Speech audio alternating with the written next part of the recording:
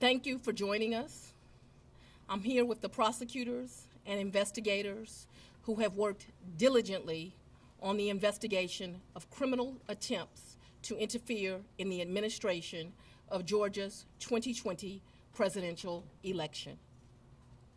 Today, based on information developed by that investigation, a Fulton County grand jury returned a true bill of indictment, charging 19 individuals with violations of Georgia law arising from a criminal conspiracy to overturn the results of the 2020 presidential election in this state.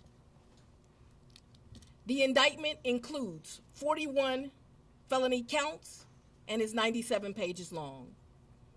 Please remember that everyone charged in this bill of indictment is presumed innocent. Specifically, the indictment brings felony charges against Donald John Trump, Rudolph William Louis Giuliani, John Charles Eastman, Mark Randall Meadows, John Cheeseborough, Jeffrey Clark, Jenna Lynn Ellis, Ray Stallings Smith III, Robert David Cheeley, Michael A. Roman, David James Schaefer, Sean Micah Tresher Steele, Stephen Cliffgard Lee, Harrison William Prescott Floyd, Travion C. Cootie, Sydney Catherine Powell, Kathleen Austin Latham, Scott Graham Hall, and Misty Hampton, also known as Emily Misty Hayes.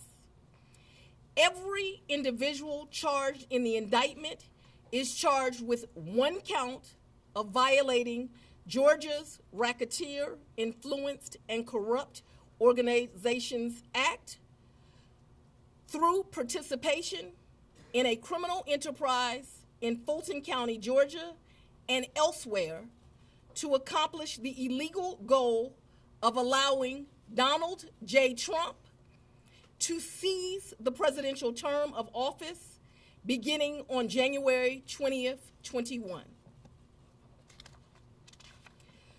Specifically, the participants in association took various actions in Georgia and elsewhere to block the counting of the votes of the presidential electors who were certified as the winners of Georgia's 2020 general election.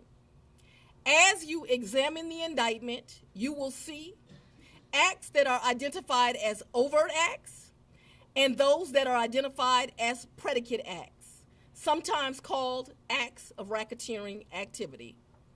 Overt acts are not necessarily crimes under Georgia law in isolation, but are alleged to be acts taken in furtherance of the conspiracy. Many occurred in Georgia, and some occurred in other jurisdictions and are included because the grand jury believes they were part of the illegal effort to overturn the results of Georgia's 2020 presidential election. The acts identified as predicate acts or acts of racketeering activity are crimes that are alleged to have been committed in furtherance of the criminal enterprise. Acts of racketeering activity are also charged as separate counts in the indictment against those who are alleged to have committed them. All elections in our nation are administered by these states, which are given the responsibility of ensuring a fair process and an accurate counting of the votes. That includes elections for presidential electors, Congress, state officials, and local offices. The state's role in this process is essential to the functioning of our democracy. Georgia, like every state, has laws that allow those who believe that results of an election are wrong, whether because of intentional wrongdoing or unintentional error, to challenge those results in our state courts. The indictment alleges that rather than abide by Georgia's legal process for election challenges, the defendants engaged in a criminal racketeering enterprise to overturn Georgia's presidential election result. Subsequent to the indictment, as is the normal process in Georgia law, the grand jury issued arrest warrants for those who are charged. I am giving the defendants the opportunity to voluntarily surrender no later than noon on Friday, the 25th day of August, 2023. I remind everyone here that an indictment is only a series of allegations based on a grand jury's determination of probable cause to support the charges.